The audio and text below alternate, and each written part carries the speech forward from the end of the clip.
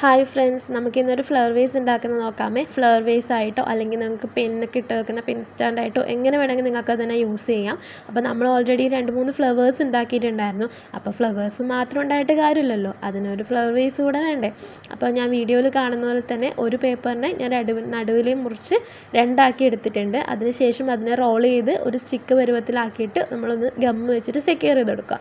ഞാൻ ഇത്രയും വലിയ സ്റ്റിക്കല്ല യൂസ് ചെയ്തത്, അതിൻ്റെ ചെറിയൊരു പീസ് ഞാൻ കട്ട് ചെയ്ത് കളഞ്ഞിട്ടുണ്ട്. അപ്പോൾ ഏകദേശം ഒരു 10-25ഓളം സ്റ്റിക്കുകൾ ഇതുപോലെ വേണ്ടി വരും. എല്ലാം ഒരേ നീളത്തിൽ നമ്മൾ കട്ട് ചെയ്ത് എടുക്കണം.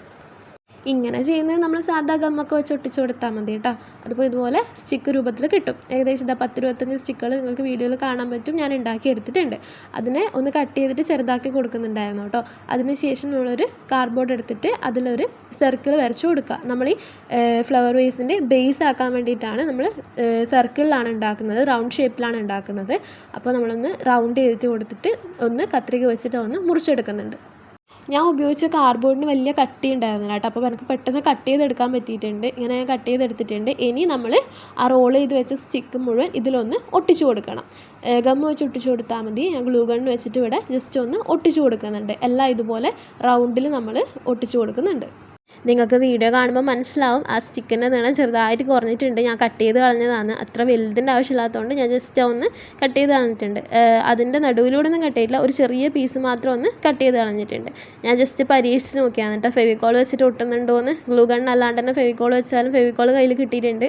അപ്പോൾ അത് വെച്ചിട്ട് ഒട്ടുന്നുണ്ടോ ജസ്റ്റ് ഒന്ന് പരീക്ഷിച്ച് നോക്കിയാണ്. നല്ല രീതിയിൽ ഒട്ടുന്നുണ്ടായിന് കേട്ടോ, കുഴപ്പമൊന്നും ഉണ്ടായിട്ടില്ല. നല്ല രീതിയിൽ ഒട്ടി നിൽക്കുന്നുണ്ടായിന്. നമ്മൾ ഗ്ലൂ ഗൺ വെച്ചിട്ട് എങ്ങനെയാണോ അത് ഒട്ടിച്ച് വെച്ചത് അതുപോലെ തന്നെ നമ്മൾ ഫെവിക്കോൾ വെച്ച് ചെയ്യുമ്പോൾ ഒട്ടുന്നുണ്ടായിന്. അപ്പോൾ ഞാനിവിടെ മുഴുവനായിട്ടും ഒട്ടിച്ചെടുത്തിട്ടുണ്ട്. നമുക്കിത് ഇതുപോലത്തെ ഒരു രൂപത്തിലാണ് കിട്ടുന്നത്. ഫുള്ള് ഒട്ടിച്ച് നമ്മൾ സെക്യൂർ ചെയ്ത് വെക്കുന്ന സമയത്ത് ഇതുപോലൊരു രൂപത്തിൽ നമുക്ക് കിട്ടുന്നുണ്ട്. ഇപ്പം നിങ്ങൾ ഉണ്ടാക്കി നോക്കാൻ ട്രൈ ചെയ്യുന്നുണ്ടെങ്കിൽ നിങ്ങൾക്ക് സ്ക്വയർ ഷേപ്പിലെല്ലാം ഉണ്ടാക്കാം കേട്ടോ. ഏത് ഷേപ്പിൽ വേണമെങ്കിൽ നമുക്ക് ഉണ്ടാക്കിയെടുക്കാം. സർക്കിളിൽ ഉണ്ടാക്കിയെന്നേ ഇല്ലു. അപ്പോൾ ഇനി നമുക്കിതൊന്ന് പെയിൻറ്റ് ചെയ്ത് കൊടുക്കുന്നുണ്ട് കേട്ടോ. ഞാൻ ഇതിനൊന്ന് ഗ്രീൻ കളർ വെച്ചിട്ട് പെയിൻറ്റ് ചെയ്ത് കൊടുക്കുന്നുണ്ട്. കാരണം നമ്മുടെ ഫ്ലവർ ഓൾറെഡി ഈ കളറിലാണ് ഉള്ളത്. അപ്പോൾ ഇതും കൂടി കളറിലുള്ള വൈറ്റ് തന്നെയാണെങ്കിൽ എന്തോ ഒരു ഭംഗി കുറവുണ്ടാവും. അപ്പോൾ ഞാനിതൊന്ന് ഗ്രീൻ കളറിൽ ഫുള്ളായിട്ട് പെയിൻറ്റ് ചെയ്തെടുക്കുന്നുണ്ട്. നിങ്ങൾക്ക് നിങ്ങളുടെ കയ്യിലുള്ള കളർ വെച്ച് ചെയ്യാം കേട്ടോ. പിന്നെ നമ്മൾ പെയിൻറ്റ് ചെയ്യുന്ന സമയത്ത് കൂടുതൽ വെള്ളം എടുത്തിട്ട് ചെയ്യേണ്ട. നമ്മൾ ഉണങ്ങുന്ന സമയത്ത് കുറച്ചൊന്ന് ലൈറ്റാവും. നമ്മളിപ്പോൾ ഏത് പെയിൻറ്റ് യൂസ് ചെയ്യുന്നവരാണെങ്കിലും പെയിൻറ്റൊക്കെ വെച്ചിട്ട് കളർ ചെയ്യുന്നവർക്ക് അറിയാം, നമ്മൾ അധികം വെള്ളം യൂസ് ചെയ്തിട്ടാണ് അധികം വെള്ളം ഒഴിച്ചിട്ട് അത് പെയിൻറ്റ് ചെയ്യാൻ ശ്രമിച്ചിട്ടുണ്ടെങ്കിൽ ഈ വെള്ളം കൂടിയാൽ നമ്മളിത് ഉണങ്ങുന്ന സമയത്ത് ഇങ്ങനെ വിസിബിളായിട്ട് നിൽക്കും. പേപ്പറിൻ്റെ കളർ കൂടി അതിൽ വിസിബിളായിട്ട് നിൽക്കും. അപ്പോൾ കുറച്ചൊന്ന് ഡാർക്കായിട്ട് അധികം വാട്ടർ യൂസ് ചെയ്യാണ്ട് ആ പെയിൻറ്റ് ഒന്ന് കുറച്ചൊന്ന് ലിക്വിഡ് ആക്കുന്ന പരുവത്തിൽ മാത്രം അതിൽ 2 തുള്ളി വെള്ളം മാത്രം യൂസ് ചെയ്തിട്ട് നമ്മളൊന്ന് കട്ടിയിൽ നല്ല ഡാർക്കായിട്ടൊന്ന് പെയിൻറ്റ് ചെയ്തെടുക്കണം കേട്ടോ. അങ്ങനെ ഡാർക്കായിട്ട് പെയിൻറ്റ് ചെയ്തെടുക്കുന്ന സമയത്ത് നമ്മളിപ്പോൾ ഉണങ്ങിക്കഴിഞ്ഞാലും അതിൻ്റെ പേപ്പർ പുറത്തോട്ട് വിസിബിൾ ആവുന്ന രീതിയിൽ ഉണ്ടാവില്ല, നല്ല ഭംഗിയിൽ തന്നെ കിട്ടും. നമ്മളിപ്പം ഒരു കടയിൽ നിന്നുള്ളൊരു സാധനം വാങ്ങുന്നുണ്ടെങ്കിൽ അതിൻ്റെ കളർ നമ്മളിങ്ങനെ ബോറായിട്ട് തോന്നുന്നില്ല. ഇപ്പം ഞാനിതിൽ കൊടുക്കുന്നതാണ് നിങ്ങൾക്ക് മനസ്സിലാവും, അത് ലൈറ്റിൽ തോന്നുന്നതാണ്. പേപ്പർ കുറച്ചുകൂടി ചെറുതായിട്ടൊന്ന് പുറത്തോട്ട് വിസിബിളായിട്ട് വരുന്നുണ്ട്. ഞാൻ അതുകൊണ്ടാണ് നിങ്ങളോട് പറഞ്ഞത് വെള്ളം അധികം യൂസ് ആക്കണ്ടാന്ന്.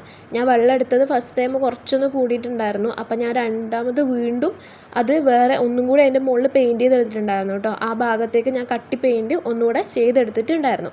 അപ്പോൾ എനിക്കിതാ ഈ പരുവത്തിൽ കിട്ടിയിട്ടുണ്ട്. ഞാൻ ഫുള്ളായിട്ട് അതിൻ്റെ അകത്തും ഞാൻ പെയിൻറ്റ് ചെയ്ത് കൊടുത്തിട്ടുണ്ട്. ഇനി അതിനെ കുറച്ചും കൂടി ഒന്ന് ഭംഗിയാക്കാൻ വേണ്ടിയിട്ട് ഞാൻ വൈറ്റ് പെയിൻറ്റ് കൂടി എടുത്തിട്ട് അതിൻ്റെ പുറത്ത് ചെറുതായിട്ട് ഇങ്ങനെ കുത്തായിട്ട് ഇട്ട് കൊടുക്കുന്നുണ്ട് കേട്ടോ.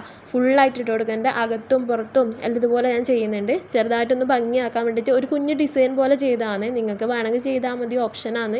പിന്നെ ഞാൻ അതിൻ്റെ പുറകു വശത്തെ കാർഡ്ബോർഡ് ഏറ്റവും അടിവശത്ത് ഞാൻ കളർ ചെയ്തിട്ടില്ല കേട്ടോ. അത് ഞാനവിടെ പ്ലെയിൻ ആയിട്ട് വെക്കുക തന്നെയായതിന്. കാരണം നമ്മളങ്ങനെ തിരിച്ചിട്ടൊന്നും വെക്കുന്നില്ല. പക്ഷേ എൻ്റെ അകത്തൊക്കെ കളർ ചെയ്ത് കൊടുത്തിട്ടുണ്ട്, അങ്ങനെ പുറത്തൊന്നും ചെയ്ത് കൊടുത്തിട്ടില്ല. അപ്പോൾ നമുക്കിതാ ഇതുപോലത്തെ ഒന്ന് കിട്ടിയിട്ടുണ്ട്.